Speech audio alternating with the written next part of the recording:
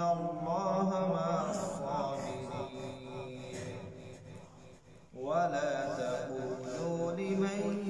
يقتل في سبيل الله أموات بل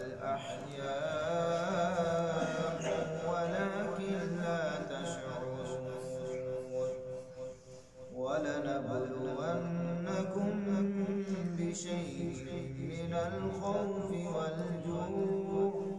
ونقص من الأموال والأنفس والثمرات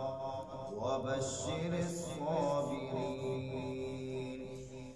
الذين إذا أصابتهم مصيبة قالوا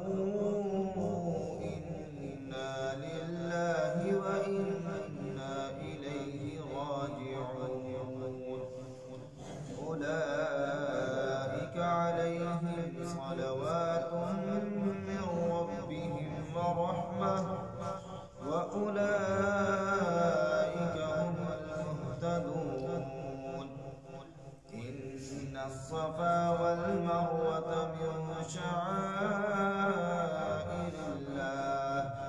فمن حج البيت أو اعتمر فلا جناح عليه أن يطوف بهما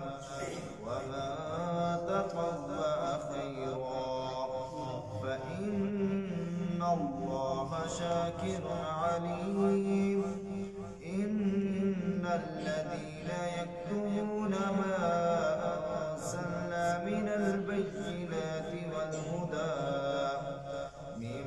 بعد ما بيناه للناس في الكتاب أولئك يلعنهم الله ويلعنهم اللاعنون